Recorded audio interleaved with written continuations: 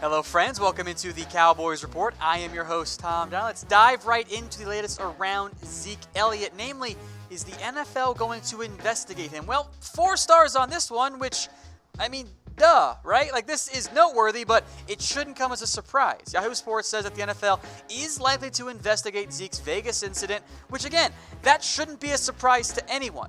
When a player under the microscope of the level of Zeke Elliott, if he does something that is not ideal, like this was, or not good, like this was, he's going to be investigated. Now, the Cowboys continue to maintain confidence that there's going to be no discipline. Zeke's camp feels the exact same way. They don't think it's worthy of any type of suspension or any type of discipline, which I tend to agree with. But as I've said multiple times on this show, and I'm going to keep saying until we hear a final verdict, it is Roger Goodell. He is judge, jury, executioner. He can do whatever he wants, and there's nothing Zeke or the Cowboys can do. And hopefully there is no suspension or discipline, because if Zeke does miss a game or two, or I don't think it'd be more, right? But if he does miss time, it's Tony Pollard, Mike Weber, Darius Jackson. Don't love that grouping. Now, Pollard and Weber and even Jackson to some extent do still have some upside and some potential, but I don't think in general it's a great idea to bank on a rookie 4th round pick, a rookie 7th round pick, and a former undrafted free agent that's barely played in the NFL. That isn't the recipe for success at the running back position. So again, we'll monitor this going forward, and we've asked this many a time, but I do want to hear it again in light of the new report. How worried are you about Zeke's latest off-the-field incident? It shouldn't have changed, yet I'd expect it to have changed at least a little bit for some of you out there, but grade on a scale of 1 to 10. It's still in that 3 to 4 range for me.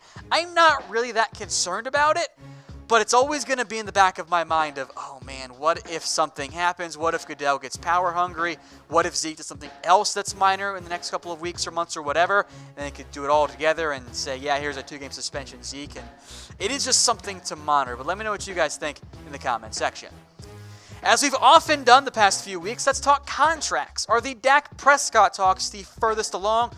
Well, yeah, 4 stars on this one. We know that Dak and the Cowboys have exchanged contract proposals.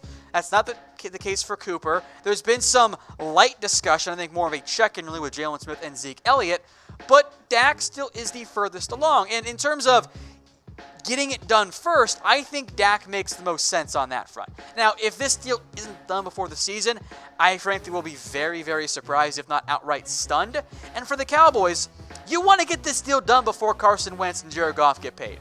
Because if those guys get $33 million, it's only going to up the price for Dak Prescott, because guess what? Their numbers aren't really that different.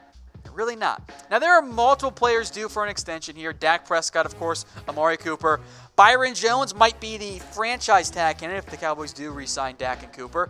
Jalen is an RFA, so you have him under contract for this year and the next coming year. You can just tender him for a first-round pick, and that's a no-brainer. And then Zeke, of course, is a free agent in 2021. Now, for the Cowboys, again, I don't think that it's not close to the moment. I think the Cowboys are more taking their time. I don't think there's anything to really panic or worry about here.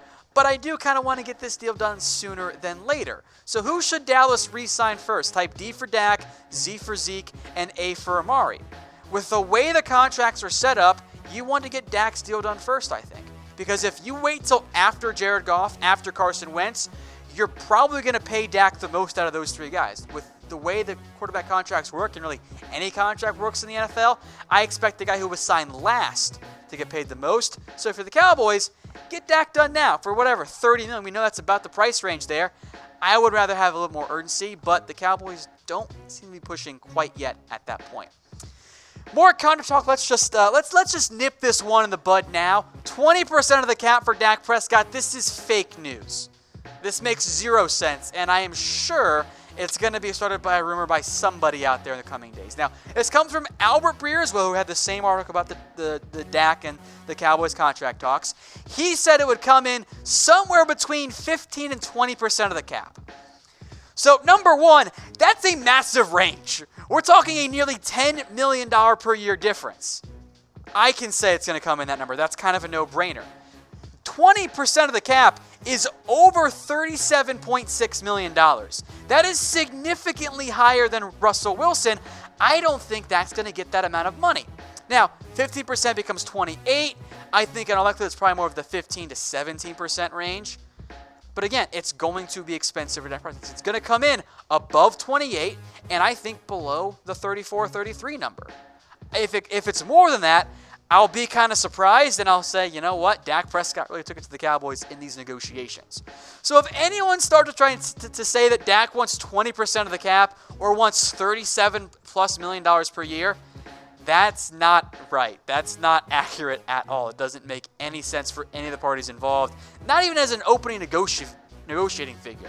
Maybe you can open it like 35.5, but even that's probably too high for the Cowboys to even have discussions with as an opening number there. It's going to come in lower than that. So if you see that number, remember, it doesn't make sense for the Cowboys and Dak Prescott. More offense talk here. How about using Randall Cobb in multiple roles? I hope this is the case here. I'm going to give it 3 stars. This comes to us from Sanjay Lal, the Cowboys wide receiver coach, who says he thinks Cobb is very smart and the Cowboys plan to use him in multiple ways. That means A, not just at the inside or outside wide receiver positions, but even at running back in the backfield, which does fit what Cobb has done in the past in both the NFL and, of course, at Kentucky, where he began his career as a quarterback. The thing I like about this option is the Cowboys have tons of receivers who have the ability to play slot receiver. Cooper can do it. We've seen him have great success in the past, less so with the Cowboys, but more with Oakland. Gallup can. Tavon certainly can. Cedric Wilson can. Noah Brown, Allen Hurns. With everybody able to play slot and, for the most part, outside receiver as well, it makes sense to move those players around and set up better matchups. Now, I'll make note, Dak Prescott has said he kind of prefers his receivers to stay in the same spot, makes it easier for him. But with an entire offseason, maybe he'll feel more comfortable with Cooper in one spot and sticking with the same 3 guys for the most part. Now, in terms of his overall career, Randall Cobb has spent the vast majority of his time lined up in the slot. Just under 79.6% of the time, about 7.5-ish, a little bit less for right receiver, of course, there in terms of on the outside, and then over 5% in the backfield. Now, for those of you who are math wizards, yes, that's 99%. Pretty much the other 3 spots had like 58.4 whatever, so I just rounded appropriately, so that's why it's only 99%. But for Cobb, his career has mostly been a slot receiver, but despite his size, he does have the ability to do more than just be a slot receiver. There's return ability too. There's also backfield ability for the Cowboys. I think that's how the Cowboys should use him. We'll see what Kellen Moore chooses to do in his first year. Now let's play the over-under game again, because I like it and I think most of you guys do too.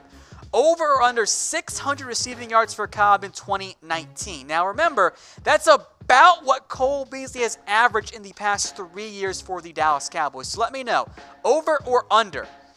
I guess I'm a hater, but I'll lean more towards the under. Biggest reason why? I just kind of want to see Randall Cobb stay healthy. Injuries have been a big problem in recent years. All right, folks, make sure you have YouTube notifications turned on. That is the fastest way to be notified each time we have a new video up. So hit that button, make sure they are subscribed, and of course, go follow me on Twitter at WhatGoingDowney. Let's talk rookies then. How about Michael Jackson as a rookie gem?